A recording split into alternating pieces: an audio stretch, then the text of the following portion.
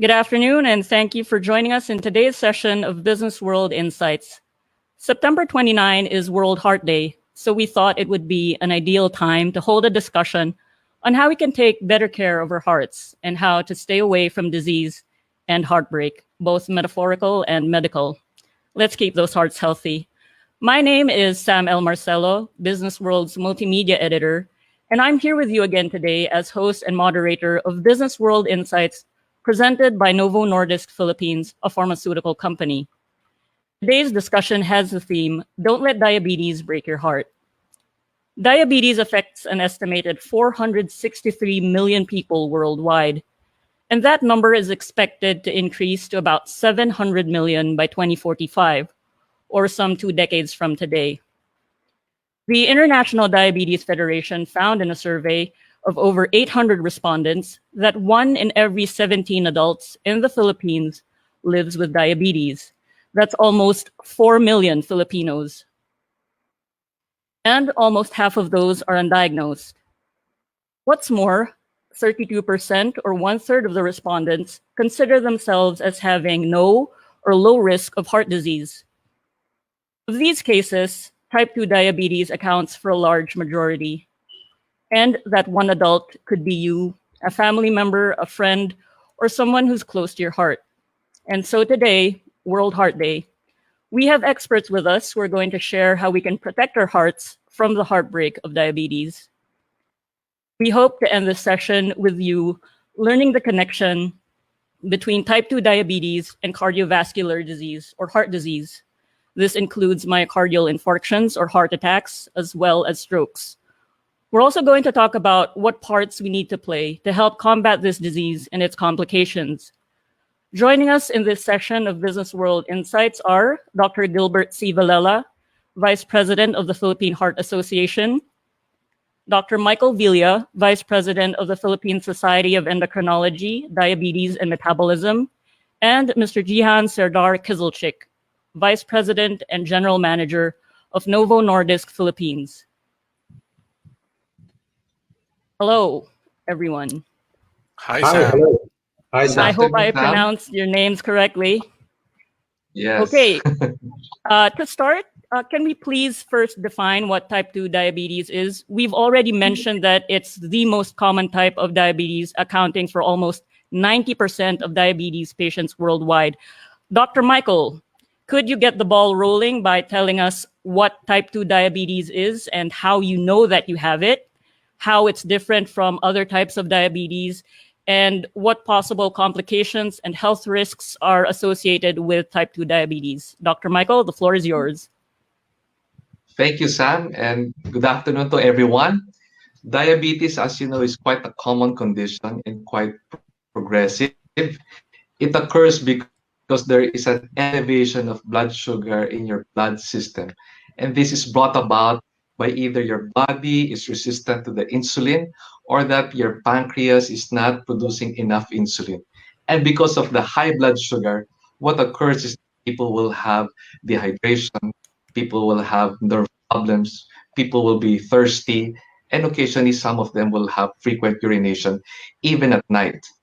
And because of this, there are certain risk factors that you should watch out for that are quite important to determine if you have diabetes, such as a family history of diabetes, if you have hypertension, heart problems.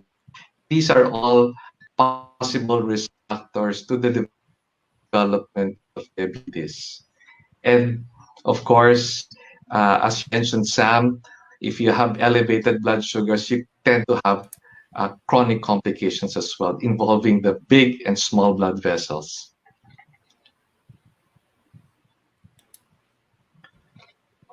Some of the risk factors, Sam, are some of the risk factors is that if you are obese, if you have hypertension, if you have high cholesterol, and if you have a sedentary life, or if you have if your age is more than 40 years old, you are high risk for developing diabetes. That's why we encourage people, if you have risk factors and signs and symptoms of diabetes, then get yourself tested with a fasting blood sugar or an oral glucose tolerance. Thank you, Sam. Okay, thank you, Dr. Michael. You know, all those things that you described, that sounds like me. Like family history, almost hitting 40, Well, you should have yourself thirsty. checked, Sam. Yeah, I will. I will. We're So here thank for you, you. Dr. Michael. Yeah. So in the survey conducted by the International Diabetes Federation, nearly half of the respondents were either unaware of their linked risk for cardiovascular disease or were certain that they were not at risk for cardiovascular disease despite knowing that they were diabetic. These questions are for you, Dr. Gilbert.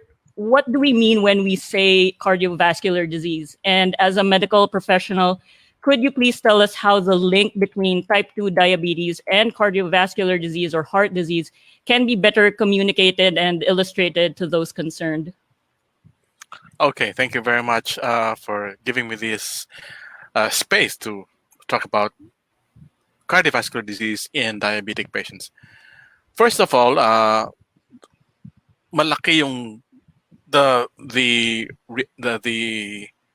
effect of diabetes on the heart is very broad, and it could be because of two things. Primarily, you get blocked arteries.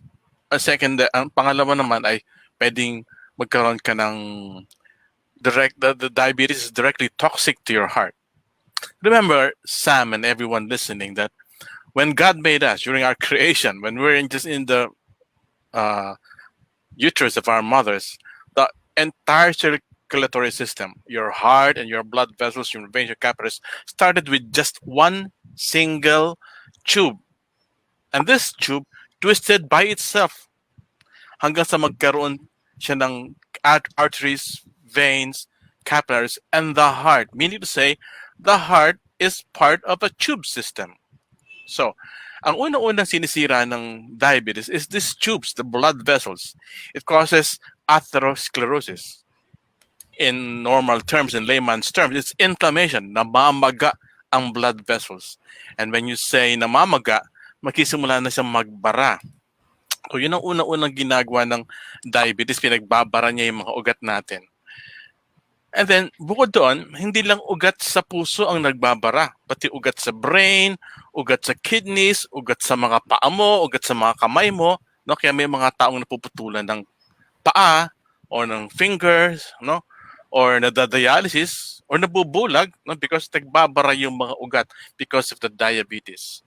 Pero bukod doon, ang hindi alam ng karamihan, most of us do not know that the earliest and the most common and the this most disabling and most deadly effect of diabetes on our hearts is heart failure. No? When you have heart failure, sa Tagalog, pumapaliyang puso or paliyadong puso. Your heart is not pumping enough blood supply to all parts of your body. Like, for example, when you walk or when you climb the stairs, kailangan ng legs mo ng blood, but the heart cannot supply enough blood to your legs. Kaya you get tired. Kaya when you have diabetes and you suffer from easy fatigability, from some shortness of breath, when you're exerting, no? When you lie down, parang nahihirapan kang huminga, those are the signs that naapektuhan na ng diabetes ang heart mo. So, how to best communicate? Number one, everyone should be aware that diabetes is a risk equivalent. Ibig sabihin nun, kapag may diabetes ka, most probably may sakit ka sa puso. Kasi ang ikinamamatay, excuse me for the word, ang exit ng most of the people with diabetes is heart attack. Not because of your high sugar. Kaya sa heart center in my hospital, kapag mataas ang sugar mo or if you have diabetes, kahit na normal ang ECG mo, tinagamot na agad ikaw to prevent heart disease. So, kasi alam na namin na sooner or later, you will have these things. Kaya hindi lamang gamot sa diabetes ang nakukuha mo, kung hindi, pati gamot to prevent the cardiovascular effects of diabetes. That is my long answer to your short question. Thank you very much. So just to recap, diabetes is not just the body's inability to process sugar. I mean, it could have like direct effects on your heart, and that it can Yes. block your heart arteries. It can block your arteries basically. And the worst consequence of it is that it can cause heart failure. Okay, Yes, so because once, heart failure, kasi yung heart failure, yung survival rate mo is 5 years. Half of the people with heart failure do not survive after 5 years. Okay, it's a very deadly and scary complications of diabetes. but also the sooner that the people make the connection between having diabetes and like the possibility of heart failure, the better for all of us, I think, Correct, correct. taking this disease seriously. So thank you, Dr. Gilbert. To follow up, based on the same survey mentioned a while ago, over 80% of respondents rely on their healthcare providers for information about type 2 diabetes and cardiovascular disease. The remaining 20% have never discussed this topic with their doctors. How crucial is it for patients to talk with their doctors about how to manage their type 2 diabetes and how to limit the threat of cardiovascular disease? And could you also expound on how these discussions are potentially life saving? Dr. Gilbert, this is still for you. Okay, so firstly, if you're a person with diabetes, know that you are at a higher risk of a heart attack or a stroke or a dialysis or sometimes blindness than people who do not have diabetes. So the best thing for you is to ask directly, ask your physician, ask your attending doctor about your risks of having those, of having a heart attack suddenly or having a stroke because of your high blood sugar. Because you should be educated on how to prevent these things. There are several factors that will probably predict if a diabetic person will suffer from complications, like if your age, if you're on the 60 plus, then how long have you been diabetic? Then how high is your cholesterol level? How high is your creatinine level? How poor is your kidney function? And then do you smoke? No? Are you obese? And do you exercise? So those are the things that probably will tell you that you're at a higher risk of suffering from the complications of diabetes. So you do not just go to your doctor and ask about how your blood sugar is. You ask how your blood sugar is affecting your entire body, because diabetes is not a disease that you're really concerned, you should be concerned about, but its complications, specifically cardiovascular disease. Okay, thank you, Dr. Gilbert. So the biggest takeaway from your answer, I think, is you have to ask your doctor these questions and have the conversation with your doctor. Don't just ask about your blood sugar, but also ask about the consequences of having high blood sugar on your entire body. Correct. Okay, so thank you, Dr. Gilbert. Now going back to you, Dr. Michael. Studies show that less than 5% of patients receive the medication that could help them manage their disease and the associated risks. It seems that patients really do need a push in the right direction in order to ask their doctors the difficult but potentially life-saving questions. On that note, what are the questions that patients should ask their doctors, aside from the ones, I guess, that Dr. Gilbert mentioned? And are there materials available online to guide them? And on the other hand, what do you think about doctors being the ones to initiate this discussion with patients? Yes. When discussing diabetes, it's always a team effort. The patients are given time to ask their questions to the doctors. They go to the clinic with written questions so that won't forget. And of course, also the physicians will have to ask and interrogate the patient, what are they doing at home and how they are self-managing their blood sugar. So this is a collaboration, a partnership between patient and the physician. And if this relationship is quite robust and quite successful, then they will be able to beat diabetes. And of course, there are certain different points in their time frame in their disease process that you can intervene. One is in the preventive side. We want to, as mentioned by Dr. Vilela, You can stop smoking, exercise, eating healthy diet, exercising 30 minutes a day. That will try to prevent from the progression of your blood sugar to worsening or elevated levels. And of course, when you have diabetes already, you will have to take your medications constantly without missing a day, and of course with consistency. And you should always follow up with your doctor so that you will be able to understand the targets that you need to achieve. There are certain targets wherein you can prevent cardiac complications, and if you stay within those targets, which will be discussed with your physician, then you can prevent developing complications of diabetes. We have patients who have developed early onset complications if they are not within target, and we have some patients who have reversed or prolonged the time period before developing complications because they were judicious in their medications. So indeed, there are some patients who are not taking their medications due to many factors, but we encourage them to comply with their prescribed medications. Thank you, Sam.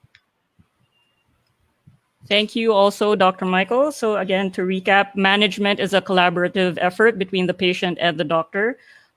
You have to take your medicines regularly. And also, I think it's important to stress being honest with your doctor and answering questions honestly and not withholding information. Like when the doctors ask, what have you been doing at home? What is your diet like? You have to be forthcoming and give them all the information they need in order to manage the disease properly. So thank you, Dr. Michael. Moving on, diabetes is truly a matter of public health as it proves to be a clinical and socio-economic burden. This section is directed to both doctors. As technology and new studies emerge, is there a significant change in how diabetes has been approached by medical experts? Could you tell us what has changed in the understanding of diabetes? Have there been, say, innovations in terms of the management of blood sugar levels, in proper medication, insulin, lifestyle, and so on? And also, given international guidelines, why should healthcare professionals pay more attention to the link between diabetes and the risk of heart disease? Who wants to go first? Quite a lot of questions. I apologize for the honking that is coming from me, but there's nothing we can do. This is live. So who can answer this question? I'll give Who the wants floor to go to Mike. first? Okay, Dr. Michael first, Okay, and then Dr. Gilbert. We'll hear from you after. thank you very much. Well, we have known, uh, we now know more about the pathophysiology of diabetes. We have more information now. When I was studying probably 20 years ago, there were only two mechanisms in developing diabetes, but now we have 11. And because of these, we have a better understanding of the disease process, and we have now better armamentarium. We have better medicines. We have a wide range of medications that can battle diabetes now. At the same time, we have also developed new diagnostic technologies to be able to fine tune our treatment plan in our approach to treating elevated blood sugar levels.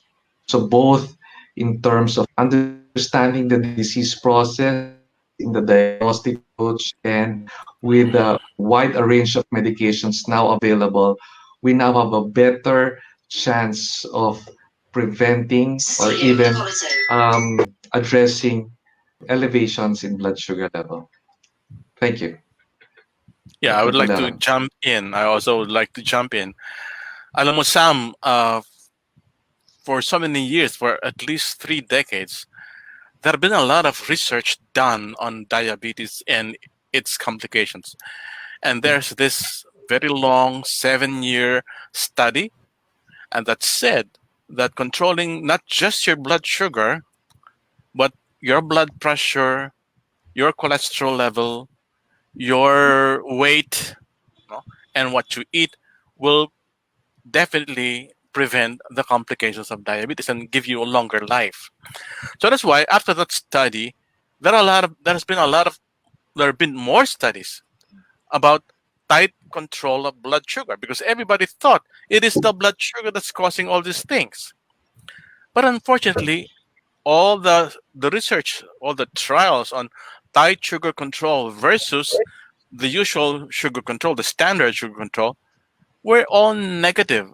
No matter how tight or how low you keep your blood sugar, it does not improve, or it did not decrease your risk of suffering from a heart disease. But there's this study, the Accord trial, that showed that tight sugar control could even be worse, could give you more heart attacks and more mortality. It increases mortality if you control your sugar very well. So now they've shifted to other things, because we all have learned that hindi pala blood sugar lang ang dapat ng target, kundi other things. So during that time that they're testing for tight sugar control, maraming pang dumating na studies about tight cholesterol control among people with diabetes. At yun ang gaganda ng results. All of the cholesterol studies, all the cholesterol trials were all positive. The lower you bring down your cholesterol on diabetic patients, the longer their life is, and the lesser their complications are. So they said, "Oh, it looks like diabetes is not a disease of the blood sugar, but rather cholesterol, because when we lower the blood sugar, hindi naman nabawasan ng heart attack eh. Pero when they strictly lowered the cholesterol, nag-improve ang survival rate, free of major adverse cardiovascular events." So they thought, "Oh, this is good." And then they also worked for weight reduction, stopping smoking programs among diabetics, and this improved. Until lately, there have been newer drugs to control the complications of the cardiovascular complications of diabetes. These are the drugs that are targeting the hyperinsulinemia that is happening among people with diabetes. So it looks like that the drugs that are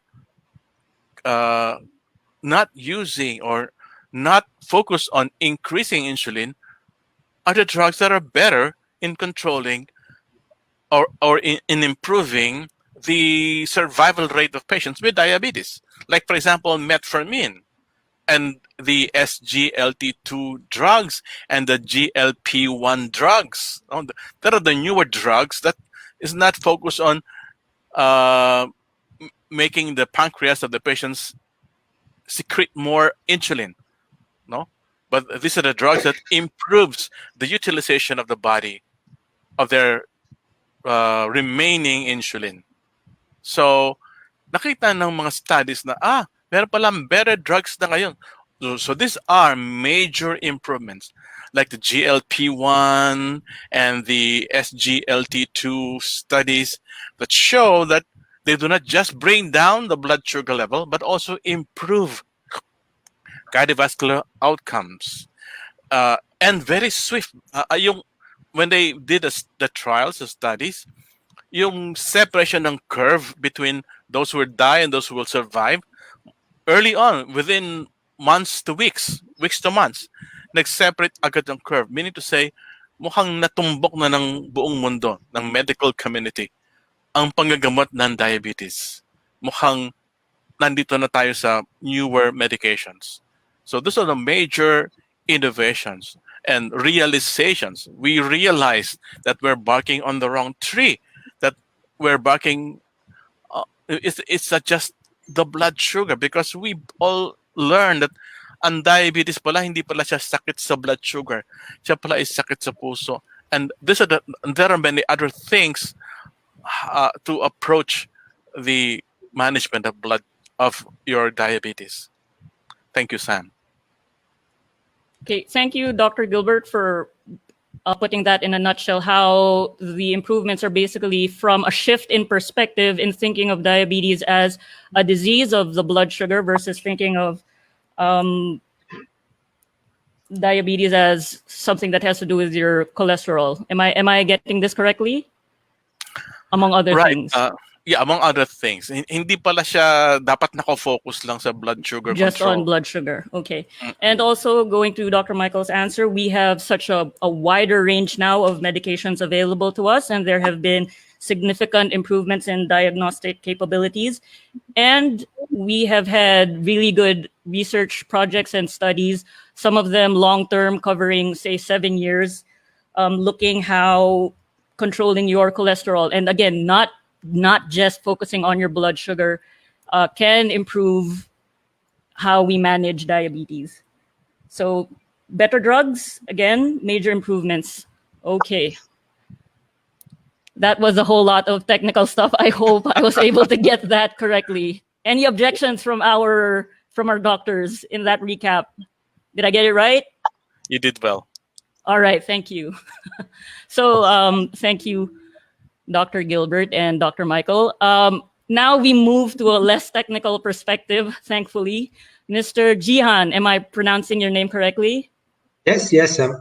That's Okay, perfect. Mr. Cihan, you've been in the pharmaceutical and medical industry for many years.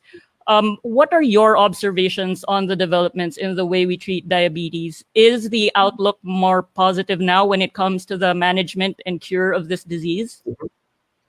Well, thank you for giving this opportunity. And I would like to comment about the outlook.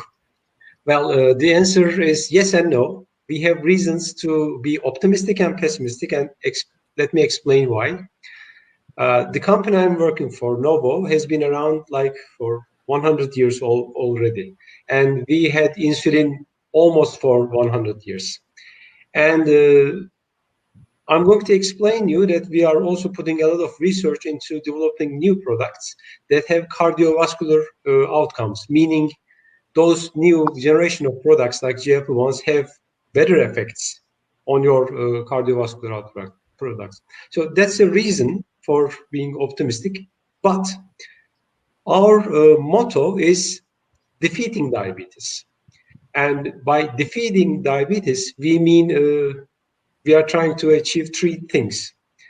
First is accelerating the prevention to bend the curve.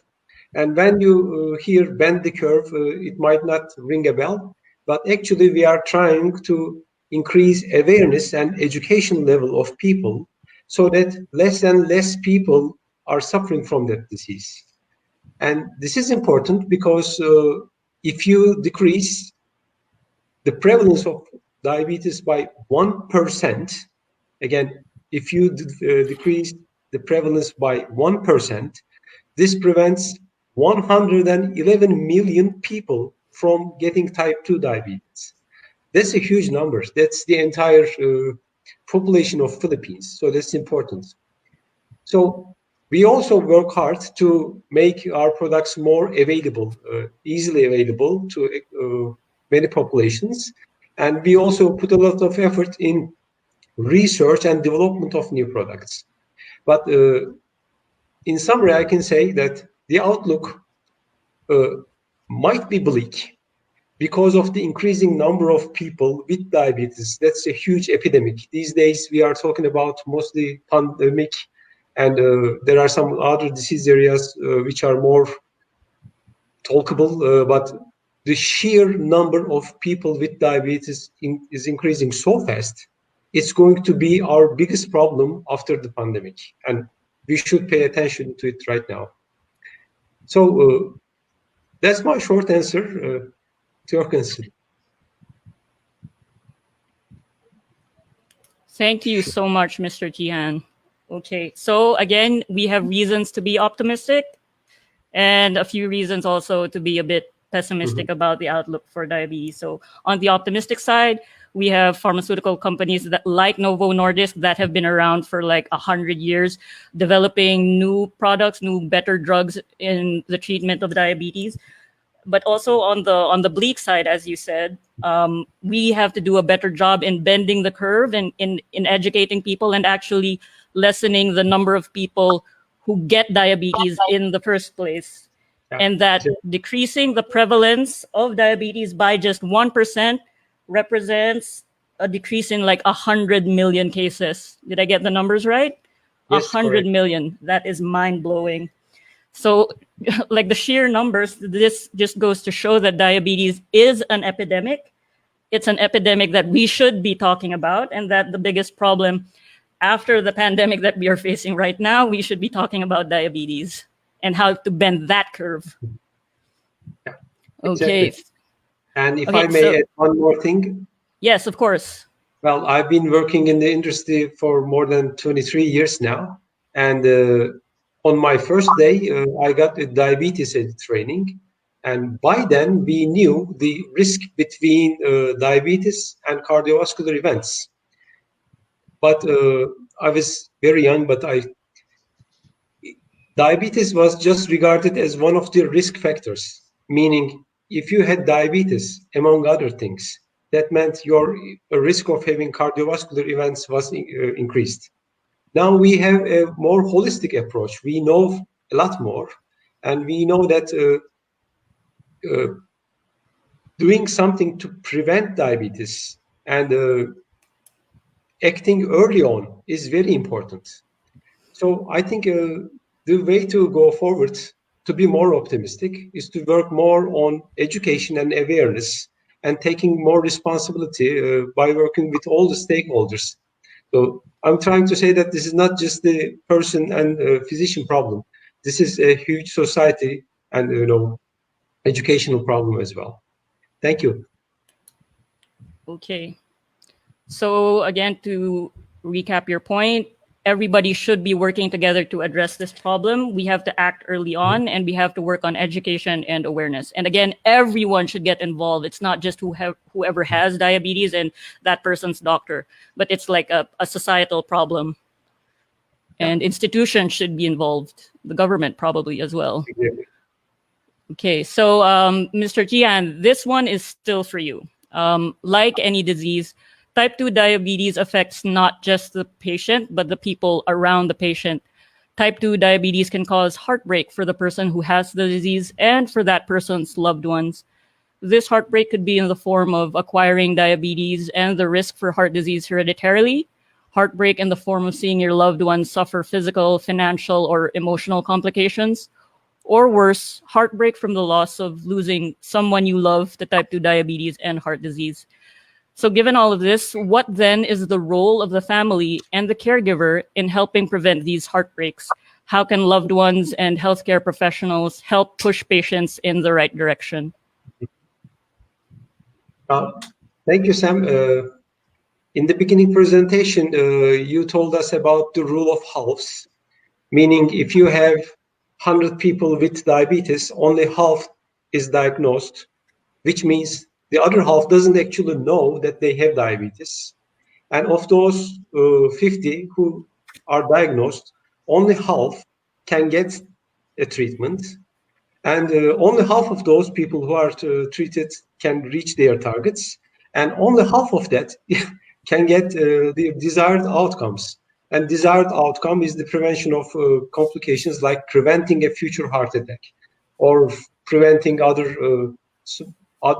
complications. Now, as a family and as a society, what we can do is to, first, maybe we can start by educating our children, and we can teach them why they should maintain a stable body weight, why they should exercise, why they should have a regular appointment with their doctors so that they can be diagnosed early on and treated regularly.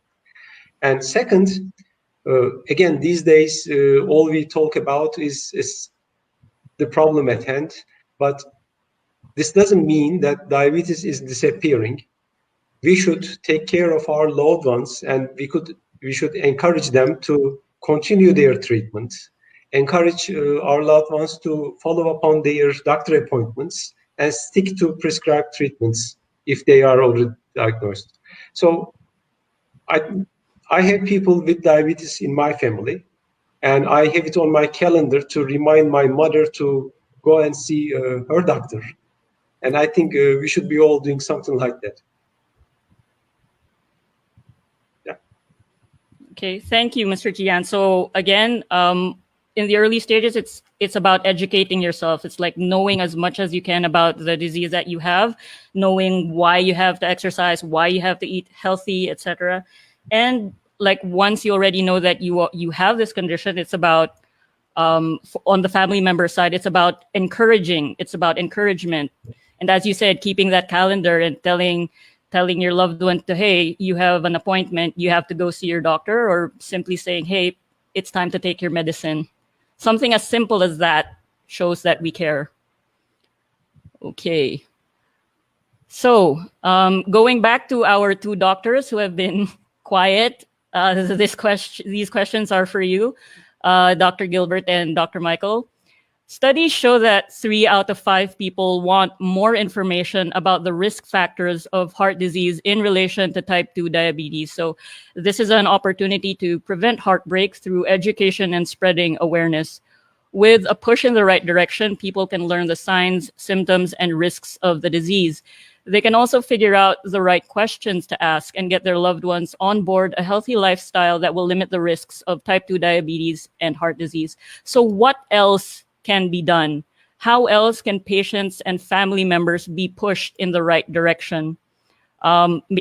Maybe we can start with you, Dr. Gilbert, and then move to Dr. Michael. Flip it around. Okay. So what else? So Yeah, what else? First, I'd like to agree with Serdar that you have to educate, because you have to change the mindset of the people. You start with the brain, with what they know, so that what they know will dictate their behavior. If they do not know, how will they change their behavior? It's called paradigm shift. So we should educate. And the question is, who should we educate? Personally, I believe the mothers of the families. Sino ba ang bumibili ng grocery? Sino ba ang namimili ng mga gamot? Sino ba nagpapaalala sa mga anak niya at sa mga asawa niya? Si nanay, si mami. Sino yung in charge sa lahat? Si mami. Si daddy, pupunta lang yun. Galing sa opisina, magbabasa ng diary, kakain. Tapos na. Parang ako, no? No. Pero actually, it is the mother who ties up everyone, who is in charge of the family. 'Di ba? Sabi ng sa Filipino, sabi ng ang kasabihan is ang nanay ang ilaw ng tahanan. Totoo 'yon. Hindi 'yon hinulaan ng mga Pilipino nung unang panahon.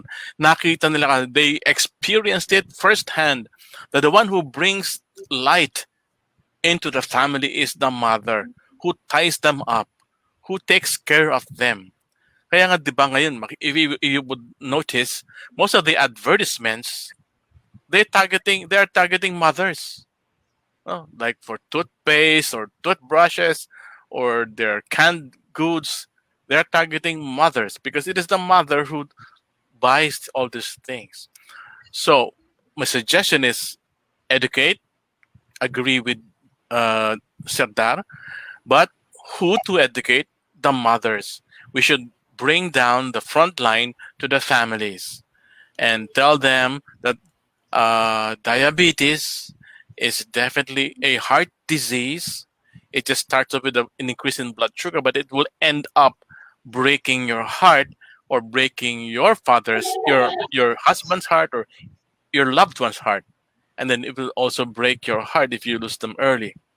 So I think the right way is through Serdar's suggestion of educating and then stimulating paradigm shifts, changing their behavior. And on the government side, I think we should have more basketball courts, yes, to stimulate exercise, or more parks so that they could bike or run around, no? And probably bumili tayo ng mas maraming Doberman. Bakit Doberman? Papahabol ko lahat yung mga tamad tumakbo. Kung hindi, lapas siya pag kinabutan siya. So, thank you, Sam. Dr. Michael, you have the floor. Thank you very much. When we are treating diabetes, it's always a team effort. You get your family involved. your friends, your classmates involved, so that they will know that you are you let them know that you are with this disease and that they can help you in charting out a management plan. So you discuss them with your father, mother, brothers, your siblings, your friends, so that you can um, tailor the lifestyle that you have with your particular disease, with their help. Secondly, when you are in educating, number one, we don't want fake news. So get the right information from the right sources. You need the right sources will be coming from your doctors. Number one, from, of course, reliable sources such as your big societies that have websites, that have news pamphlets, and of course you have your government to help out in the terms of education. So definitely you can source out um, your information about diabetes and its link to cardiovascular disease from reliable sources such as the PHA and from the PSEDM, which is our Endocrine Society of the Philippines. So with that, we want you to scrutinize the kind of information because there are many news about the different medications, herbal medications, and information about diabetes and its link to cardiovascular disease. And we want them to you source them out from um, reliable sources. Thank you. Okay, so again, falls to me to recap these answers. First of all, change the mindset according to Dr. Gilbert. And whose mindset should we change? We should change the mindsets of the mothers, of the families. You said something really nice, Dr. Gilbert. You should bring down the front line to the families. And I am totally on board with your suggestion of building more basketball courts. More basketball courts, please. Yes, fully on board. And that's a great segue to Dr. Michael's answer, where treating this disease it's about teamwork. It's about the people around you, and also looking for reliable sources of information and not believing every message that is forwarded to your Viber or WhatsApp group.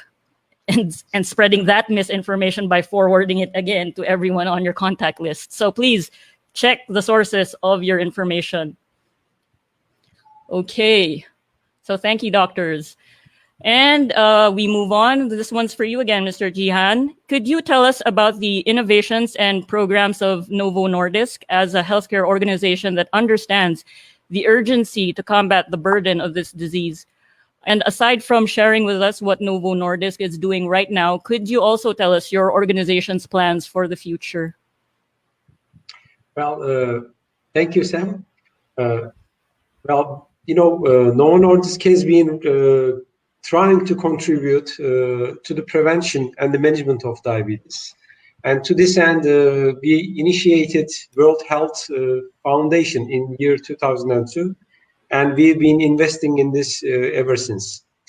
We have some major initiatives, but one thing that's now very relevant to Philippines is the Cities with Diabetes initiative. In the world, we are cooperating with 32 city governments, and we are sharing and dispersing information and know-how to build more healthy cities so that people can have basketball courts, they can cycle to work, and they can have healthier lifestyles. If you are living in a city like Manila, and if you are an office worker like me, especially these days, if you spend 10 hours in the front of a business monitor like this, it becomes more difficult. So that's something that we are fighting. We also have initiatives to make access more relevant. We have a program called Children with Diabetes, and we've been supplying insulin to 26,000 children in 200 clinics worldwide. And we also have some plans to initiate this also in Philippines. And Additionally, I would like to mention our obesity initiatives, because somehow obesity and future diabetes go hand in hand. And in one of our research, we've read that 37% of all the children living in Metro Manila are today clinically obese. That's a huge number. So our focus will also be around obesity, especially early obesity. So that's my answer, Sam. Okay. So again, I heard from you that Novo Nordisk has this cities with diabetes initiative, which is about building cities that will make it easier for people to live healthy lifestyles. And also, you have programs to address diabetes in children and programs to address weight and obesity. 37% of children are clinically obese. My goodness, that is a big number. So thank you again for those numbers, Mr. Gian. It just shows how serious we have to take this disease seriously. And so we're wrapping up for our final question. And to close this session, I would like to ask all three of you for the one thing that you would like our viewers to remember from our discussion today. So just one thing, one main takeaway from each of you, please. Mr. Gian, let's start with you, please. Well, my takeaway is, Dr. Vilela, I think we should push this battlefield to the front line, to mothers, and start educating more people. Maybe this could be a good project for us. That's my takeaway. And finally, let's not forget about diabetes these days. I mean, COVID will be over, and let's not ignore this. And this is a sleeping, progressing, long-term disease. And the more you ignore it, the more you're closer to your heart attack. And we shouldn't let diabetes break our hearts. Thank you. Thank you so much. Okay, Dr. Michael, I hope you have a different answer because Gian got yours. No. Yes, yes. Well, actually, we have a lot of things to say, but let me leave you with this note here that diabetes and heart disease are modifiable risk factors. They are lifestyle um, risk factors that can be changed. So you stop smoking, have a healthy diet, and exercise. It will go a long, long way in preventing disease or even helping. If you have the diabetes or heart, it will go a long, long way in decreasing the burden of the disease. That's all, Sam. Dr. Gilbert, I can't wait to Yeah, hear your answer. Please. nice, nice answer, Mike. But for me, it's Yeah. IUTY. IUTY. It's up to you. This is not diabetes and cardiovascular disease. It's not God sent nor heaven sent. It is us who did it to ourselves. It's IUTY. It's up to you. The first thing that you should do is get out of that suboptimal diet. We've been eating a lot of salt, a lot of calories lately because of this pandemic. Get out of that rut and move towards more healthier carbohydrates. There are two types of carbohydrates: the life-giving carbohydrates and the bad carbohydrates. The bad carbohydrates are the white rice, white bread, so forth and so on. But the good ones are those who are very low in glycemic index and low glycemic load, high in fiber. So choose the carbohydrates high in fiber. And what are those? Vegetables, salads. So it's time to dictate our trajectory. Do not say that, oh, I don't have any choice because I inherited this from my mom or my dad. Of course not. No. Look at Serdar.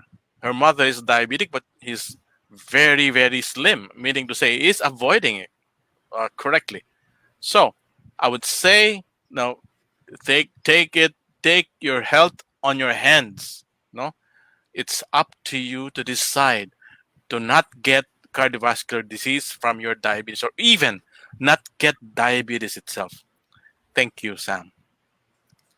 I have to admit, I will be honest, I feel like you were talking to me because I have been stress eating. I have been in my chair. I have not been moving around since the lockdown. So, okay, I hear your message. It's up to me. It's up to us to change our lifestyle. It's up to us to eat healthier. This disease is in our hands, and we can we should do whatever we can to prevent getting diabetes. So thank you so much to our panelists for these insights, which could potentially be life-saving. So thank you to Dr. Gilbert C. Vilela, Dr. Michael Villa, and Mr. Cihan Serdar Kizilcik. Also, many thanks to our partners who made this session possible, Novo Nordisk Philippines and Olearn. Gratitude, of course, to everyone who joined today's discussion. We hope we were able to push you in the right direction. Don't forget to visit the Diabetes Club section of healthtoday.ph. Once again, don't forget to visit the Diabetes Club section of healthtoday.ph. Under support, you'll be able to download the patient conversation guide, plus more information about type 2 diabetes and heart disease. There are also resources on how you can fight this disease and where to find allies to help you win. This World Heart Day, don't let diabetes break your heart. Be sure to follow Business World's social media pages for updates on our next projects. You may also visit www.bworldonline.com for the latest news on the Philippine business scene. Again, this is Samuel Marcelo, and this has been Business World Insights. Stay informed, stay safe, and stay healthy. Remember, it's up to you.